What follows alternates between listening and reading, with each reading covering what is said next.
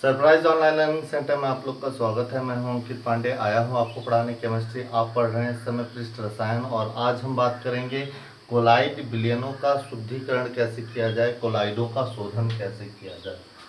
तो आज की हमारी टॉपिक है कोलाइडों का शोधन। जैसा कि आप जानते हैं कि कल तक हमने जो है जाना कि किस प्रकार जो है कोलाइड बनाए जा सकते हैं, और ये कोलाइड विशेष रूप से द्रव विरोधी कोलाइड बनाए जाते हैं, न कि द्रव स्नेही। द्रव स्नेही तो ऑलरेडी बने होते हैं। तो द्रव विरोधी कोलाइडों को, जो कि अभी किसी परिक्षेपण माध्यम के निचले स्तर पर बैठा हुआ है, तो उसे ऐसा क्या किया जाए कि वो आसानी से जो है घुल कर परिक्षेपण माध्यम में विलीन होकर जो है कोलाइड विलयन बना ले। तो कोलाइड विलयन बनाने की कल हमने विधि जानी, जिसमें परिक्षेपित अवस्था के जो कोलाइड कण थे वो परिक्षेपण माध्यम से अलग थे, घुले हुए नहीं थे, जिसे हम द्रव विरोधी कोलाइड कहते हैं। उसको किस प्रकार से हमने विलयन में कन्वर्ट किया, कोलाइड विलयन में कन्वर्ट किया, वो हमने कल तक देख लिया था। उसमें हमने कौन कौन सी विधि जानी थी। उसमें हमने आर्क विधि देखा था। उसके अंतर्गत हमने जो है रासायनिक विधियां देखी थी, कई प्रकार से रासायनिक विधियां कई प्रकार से देखी थी, और तमाम प्रकार के हमने जो है उसमें कोशिश की जो है कि वो आप लोगों को अच्छे से समझ में आ जाए। आज हम इसके बाद देखेंगे कि भाई अगर कोलाइड विलयन बन के तैयार हो गया है तो उसमें कहीं अशुद्धियां तो नहीं उपस्थित है। क्योंकि क्या होता है कि जब हम कोलाइड विलयन बनाते हैं तो कुछ ऐसी अशुद्धियां भी रह जाती हैं जो वास्तविक विलयन का कार्य कर रही होती हैं, यानी कि जिनके जो एक्चुअली में, चूंकि परिक्षेपण माध्यम का रोल याद रहे, यहाँ पे जो परिक्षेपित प्रावस्था है, जो परिक्षेपित प्रावस्था है वो वास्तव में किसे रिप्रेजेंट करती है, वो वास्तव में कोलाइड कण को रिप्रेजेंट करती है, कोलाइड कण को।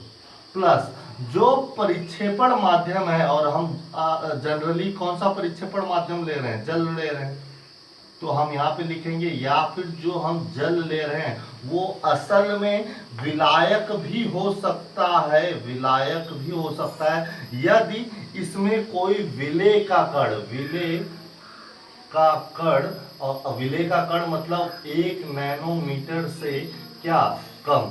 तो ऐसा कोई विलेय का कण अगर उपस्थित हुआ जो 1 नैनोमीटर से कम है, तो यही विलेय का कण इस विलायक के साथ क्या बना लेगा, वास्तविक विलयन बना लेगा, वास्तविक विलयन बना लेगा। जबकि जो कोलाइड कण है वो 1 नैनोमीटर से लेके 1000 नैनोमीटर के बीच में है, ये आपके परिक्षेपण माध्यम से मिलके क्या बना लेगा, कोलाइड विलयन बना लेगा। क्या बना लेगा, कोलाइड विलयन बना लेगा। तो कहीं ऐसा तो नहीं है कि इसमें कोई विलेय का कण ऑलरेडी उपस्थित हो, जो हमने विलयन बना के रखा हुआ है, जो हमने विलयन यानी सही रूप से कहें, जो हम जिसे कोलाइड विलयन समझ रहे हैं, कहीं ऐसा तो नहीं है कि उसमें परिक्षेपित प्रावस्था और परिक्षेपण माध्यम के अतिरिक्त एक विलेय का कण भी उपस्थित है जो विलायक बना के रखा हुआ, या फिर उसमें कोई ऐसा, देखिए उसमें क्या होता है कि जब हम उसे बना रहे थे तो हम KOH भी अतिरिक्त मिला रहे थे, KOH। अब आप KOH आर्क विधि में भी मिलाए थे, पेप्टिकरण में भी आपने कोशिश किया होगा तो मिला सकते थे KOH। पेप्टिकरण में हम कुछ वैद्युत अपघट्य भी मिला रहे थे, वैद्युत अपघट्य। तो कहीं ऐसा तो नहीं हुआ कि इसके अतिरिक्त इसमें वैद्युत अपघट्य उपस्थित हो, अपघट्य। या फिर हम KOH को कह सकते हैं, KOH तो उपस्थित नहीं कि कोई प्लस माइनस, यानी सीधे रूप में कहा जाए तो धनायन, धनायन या ऋणायन की तो अशुद्धियां उपस्थित नहीं। तो अब इन सब में हमें किससे मतलब है, केवल परिक्षेपण माध्यम और परिक्षेपित प्रावस्था, बाकी जो विलेय का कण है, वैद्युत अपघट्य, KOH है, धनायन या ऋणायन की अशुद्धियां, इन सब को हमें हटाना है। इन्हें अगर हमने हटा लिया तो हमारा जो कोलाइड का विलयन है या फिर जो कोलाइड है वो बहुत ही अच्छे तरीके से इसका शोधन हो जाएगा, यानी इसका शुद्धिकरण हो चुका होगा। तो इन अशुद्धियों को कैसे दूर किया जाए, इसके लिए हम कोलाइडों का शोधन पढ़ते हैं। अब समस्या क्या है कि हमें तो पहले ये जानना होगा कि अशुद्धियां किस प्रकार की हैं। जैसे अशुद्धियां हम अगर कितने भागों में बांट सकते हैं, अशुद्धियां हाँ, अगर मेरी हिंदी सही नहीं हो तो आप लोग एडजस्ट कर लीजिएगा। तो हम अगर बात करें कि यार अशुद्धियाँ एक तो होगी विले टाइप की, यानी विले प्रकार की, यानी इसे हम कहेंगे 1 नैनोमीटर से कम आकार की। तो एक ऐसे कण होंगे उसमें जो विले टाइप के होंगे जिनके 1 नैनोमीटर से कम आकार होगा, और दूसरा होगा वैद्युत अपघट्य। अपघट्य तो वैद्युत अपघट्य यानी जिसमें धनायन धनायन तथा ऋणायन ऋणायन की अशुद्धियां होंगी। अब ये 2 टाइप के हमारे पास हैं। तो इस तरीके से हम जो है यहाँ पे कोलाइडो का शोधन जो है 2 प्रकार से करेंगे, एक तो विलेय प्रकार को हटाने के लिए और एक वैद्युत अपघट्य को हटाने के लिए। तो यहाँ पे हमारा जो कोलाइडो का शोधन होगा वो 2 प्रकार से होगा। एक तो होगा आपका जो है अपोहन विधि द्वारा और एक होगा आपका निस्पंदन विधि द्वारा। यहाँ पे हम 2 प्रकार से इसका जो है शोधन आसानी से कर सकते हैं, जिसमें हम एक लिखेंगे जो है अपोहन विधि द्वारा और एक लिखेंगे निस्पंदन विधि द्वारा। अपोहन विधि 2 प्रकार से किया जा सकता है, एक साधारण अपोहन और एक हम करेंगे जो है वैद्युत अपोहन।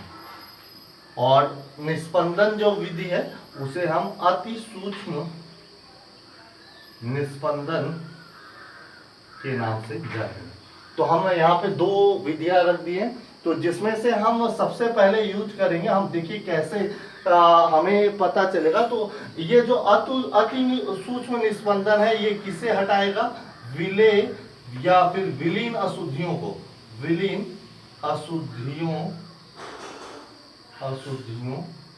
को, या फिर हम ऐसा कहें कि जो है ये अविलीन अशुद्धियों को आसानी से हटा देगा। अशुद्धियों को माफ करिएगा, वहां विलीन में लिख दिया था, अविलीन अशुद्धियों को हटाने का क्या करेगा? कार्य करेगा। अपोहन विधि में साधारण अपोहन किसको करेगा? विलीन अशुद्धियों को, विलीन अशुद्धियों को हटाने का क्या करेगा? कार्य करेगा। और जो अपना वैद्युत अपोहन है ये वैद्युत अपघट्य या फिर हम कहें धनायन या ऋणायन अशुद्धियों को हटाने का कार्य करेगा। तो यहाँ पे हमें 3 टाइप से पढ़ने हैं कि यहाँ पे अपोहन विधि 2 टाइप की है, साधारण अपोहन और वैद्युत अपोहन और निस्पंदन विधि। इन तीनों आप क्या कर सकते हैं, अगर आपके पास कोलाइड विलयन है और अगर आपको समझ में नहीं आ रहा है कि उसमें कौन सी अशुद्धियां हैं, तो मैं कहूँगा सबसे पहले आप उसका निस्पंदन विधि से सॉल्व करें, फिर साधारण विधि में भी इस्तेमाल कर लें, फिर उसके बाद वैद्युत अपोहन विधि से होते हुए गुजार लें। यानी अगर आपने इससे और इससे क्रमानुसार गुजार लिया तो आपका जो कोलाइड विलयन होगा वो काफ़ी अच्छे तरीके से उसका शोधन हो चुका होगा। मैं कहूँगा कि इस तरीके से आप कर सकते हैं, जिसमें आप निस्पंदन विधि का प्रयोग पहले करें, फिर साधारण अपोहन का, फिर वैद्युत अपोहन का। तो चलिए देखते हैं क्या है निस्पंदन विधि और इसकी आवश्यकता क्यों पड़ती है। तो अति सूक्ष्म निस्पंदन द्वारा, तो सबसे पहले तो इस शोधन विधि का प्रयोग हम कब करेंगे? जब हमारी अशुद्धियां कोलाइड विलयन में पूर्ण रूप से विलीन ना हुई हो, या फिर क्या कहें कि ये अविलेय अशुद्धियां हो। अगर ये अविलेय अशुद्धियां हैं, अब अविलेय तो है लेकिन क्या है? विलेय के कणों के आकार के हैं, या फिर हम कहें 1 नैनोमीटर से कम है। इनके कणों का आकार कैसा है? 1 नैनोमीटर से कम है। अब हम क्या करेंगे? एक फिल्टर पेपर लेंगे। फिल्टर पेपर आपने प्रयोगशाला में देखा होगा, एक गोल प्रकार का होता है, उसमें जो है ऐसे चौकोर टाइप के काफी जो है खाने होते हैं। मैं यहाँ पे थोड़ा जूम करके बड़ा बड़ा बना रहा हूँ, आप इसे एकदम जो है जूम आउट कर लीजिए, मतलब छोटा सा कर लीजिए, जिसकी वजह से इसके छिद्र काफी छोटे हो जाए। तो ये एक ऐसा छिद्र है जो फिल्टर पेपर का अपना जो साधारण फिल्टर पेपर होता है, क्या होता है, साधारण फिल्टर पेपर। अब इसमें से अगर हमने वो विलयन गुजारा, वो विलयन कौन सा, कोलाइड विलयन गुजारा, जिसमें अविलय अशुद्धियां भी उपस्थित है, तो क्या होगा कि कोलाइड विलयन भी आर पार हो जाएगा और अविलय अशुद्धियां भी आर पार हो जाएगी। अब हमें क्या करना, कोलाइड विलयन यानी जो परिक्षेपित प्रावस्था और परिक्षेपण माध्यम से मिलकर बना हुआ है, वो तो 1 नैनोमीटर से 1000 नैनोमीटर के बीच में है। और इसकी जो छिद्र है वो 1 नैनोमीटर से विलय का जो कणों का आकार है वो 1 नैनोमीटर से क्या है, कम है। और इसका जो छिद्र है वो काफी बड़ा बड़ा है, वो इस ग्रेटर देन कहाँ तक है, 1000 नैनोमीटर तक है, 1000 नैनोमीटर से अधिक है। तो हम ऐसा क्या करें कि इसका जो कणों का आकार है वो 1000 यानी कहाँ तक आ जाए, 1 नैनोमीटर से 10 नैनोमीटर के आसपास आ जाए। यानी कि इसके कणों का अगर इतना आ गया तो 1 नैनोमीटर से 10 नैनोमीटर के बीच में आने से 1 नैनोमीटर वाली अशुद्धियां तो आर पार हो जाएंगी, लेकिन कोलाइड के कण आर पार नहीं होंगे, वो ऊपर ही क्या हो जाएंगे, एकत्रित रह जाएंगे।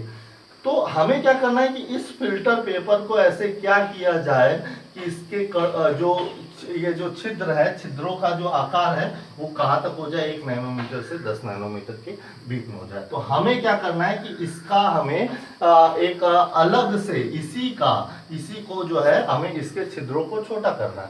तो छोटा करने के लिए हम क्या करते हैं, छोटा करने के लिए हम करते हैं एल्कोहल प्लस ईथर। हमारे पास एक मिश्रण रहेगा जिसमें एल्कोहल का फार्मूला ROH होता है और ईथर का फार्मूला ROR होता है।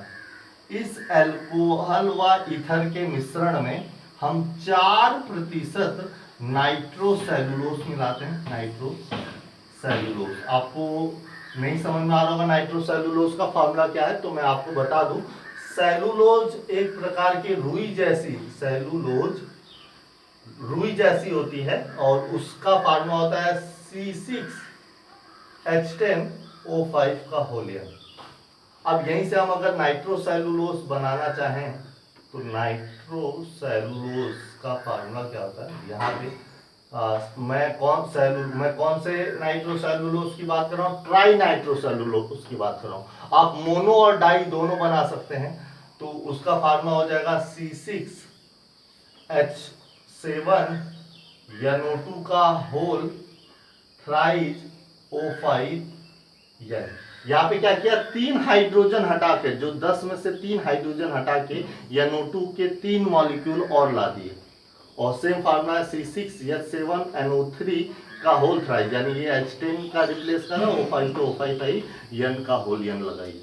मैंने यहाँ ट्राई नाइट्रोसेलुलोज बनाया। आप मोनो नाइट्रोसेलुलोज भी बना सकते हैं, तब आपको 1 हाइड्रोजन हटाना होगा, तो फार्मूला हो जाएगा C6H9NO2O5 का होल N।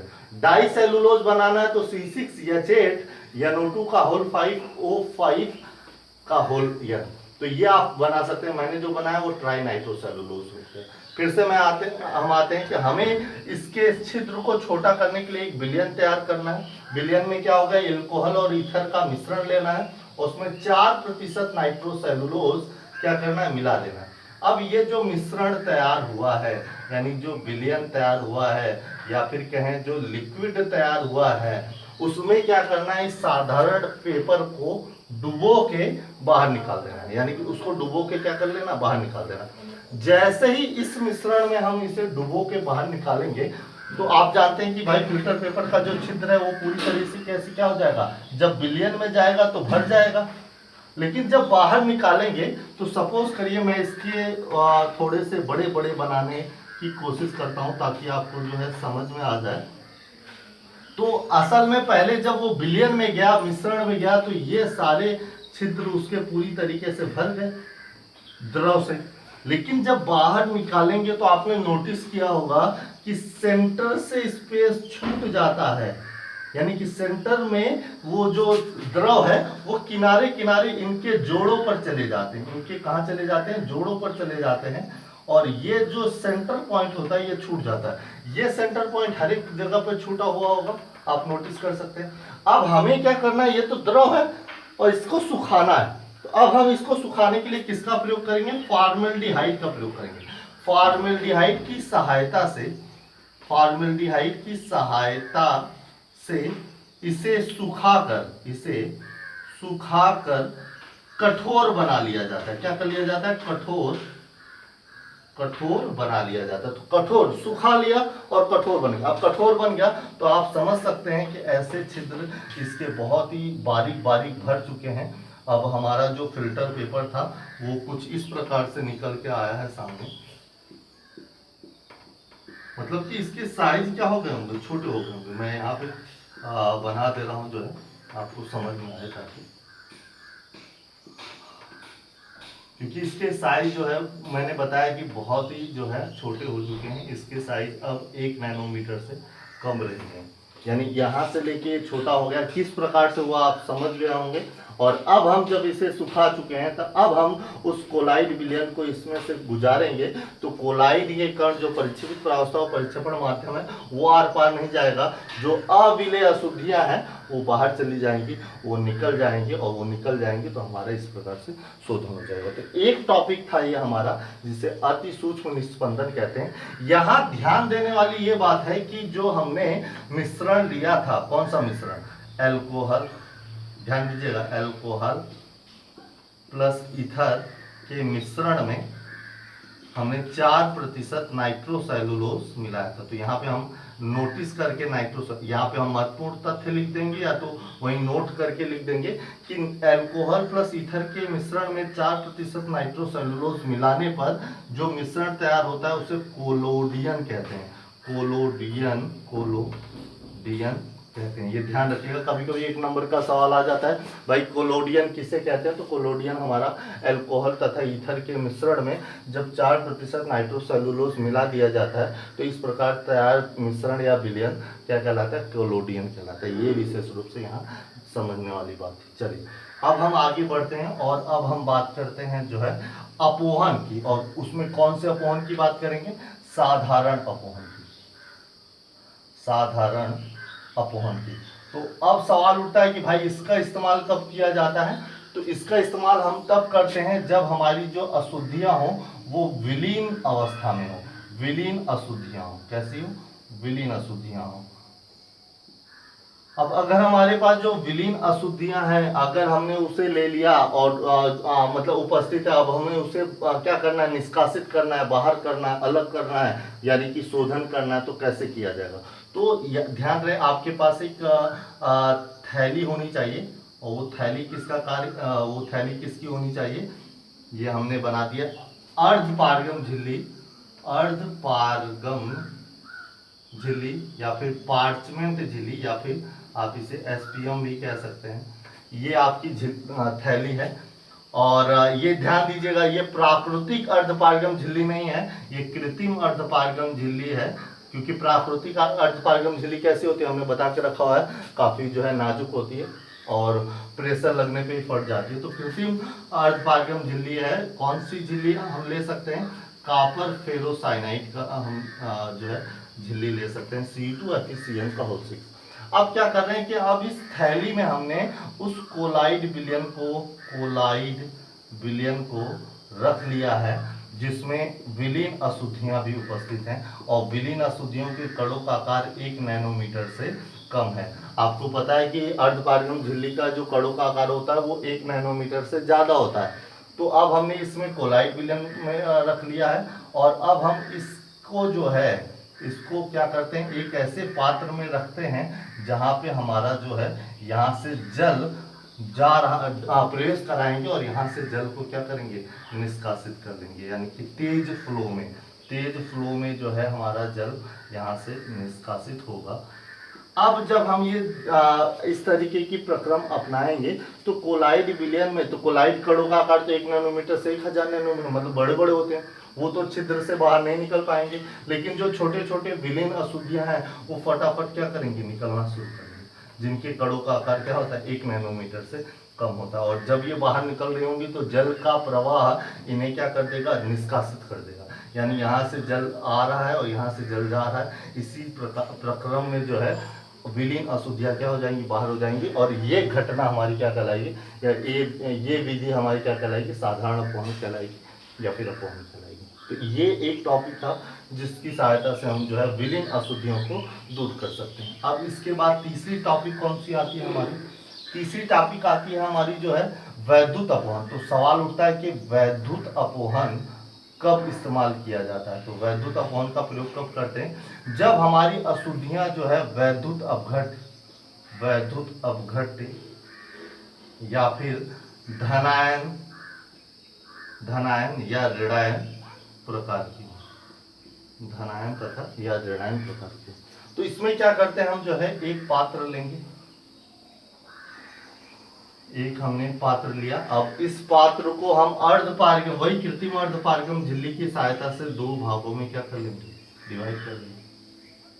अब हमें वैद्युत अपघट्य को बाहर निकालना है, ध्यान रखेंगे, इसलिए हम ऐसा कर रहे हैं। यहाँ पे हमने क्या किया, इसको अर्धपारगम झिल्ली की सहायता से दो भागों में डिवाइड कर लिया। अब हमें इसमें वो कोलाइड रखना है, वो कोलाइड विलयन रखना है जिसके क्या करना है, हमें अशुद्धियों को, धनायन या ऋणायन अशुद्धियों को क्या करना है, बाहर निकालना है। अब धनायन और ऋणायन की अशुद्धियों को बाहर निकालने के लिए हम क्या करेंगे, इसमें दोनों साइड से क्या करेंगे, एक इलेक्ट्रोड लगा देंगे। क्या कर देंगे, एक इलेक्ट्रोड लगा देंगे। अब इस इलेक्ट्रोड को हम जो है धनायन कह देंगे और इस इलेक्ट्रोड को हम कैसा बना देंगे, ऋणायन बना देंगे, यानी कैथोड और एनोड बना देंगे। अब जैसे ही हमने क्या किया कि इसके दोनों किनारे पर यहाँ पे जल का प्रयोग होगा और यहाँ पे जल का क्या होगा, निष्कासन होगा। इसी तरीके से यहाँ पे भी जल का क्या होगा, प्रयोग होगा, और यहाँ पे क्या होगा, जल का निष्कासन होगा। यहाँ से हमने कर दिया। अब जल यहाँ से हमारा जो है प्रयोग कर रहा है और बाहर निकल रहा है, यहाँ से भी जल जो है हमारा प्रयोग करेगा और बाहर निकलेगा। जैसे ही वैद्युत धारा प्रवाहित की जाएगी तो कोलाइड का जो धनावेशित कण है, जो धनावेशित कण है, वो अर्धपारगम झिल्ली से बाहर होता हुआ, जो धनावेशित अशुद्धियां हैं वो अर्धपारगम झिल्ली से बाहर होता हुआ कहाँ चला जाएगा, कैथोड की तरफ चला जाएगा। और जो ऋणावेशित वाली अशुद्धियां हैं, ऋणावेशित वाली अशुद्धियां हैं, वो कहाँ चला जाएगा, एनोड की तरफ चला जाएगा। यानी कैथोड प्लेट जो है कैथोड प्लेट जो है धनावेशित अशुद्धियों को अपनी ओर आकर्षित कर लेगी और एनोड प्लेट जो है ऋणावेशित अशुद्धियों को अपनी ओर आकर्षित कर लेगी। जल का काम है उन्हें रिप्लेस करते रहना और इस प्रकार से एक ऐसा समय आएगा जब हमारे कोलाइड विलयन में सारे धनात्मक या ऋणात्मक अशुद्धियाँ जो है बाहर निकल जाएंगी, यानी कि इसका शुद्धिकरण हो चुका होगा। तो ये टाइप था हमारा जो है कोलाइडों के शोधन कराने की 3 विधियाँ। उम्मीद करता हूँ आप लोगों को अच्छे से समझ में आ गया होगा। अगर नहीं समझ में आया तो वीडियो को बार बार देखिए, नोट्स बनाते रहिए। आज के लिए बस इतना ही, आगे का take care, all the best.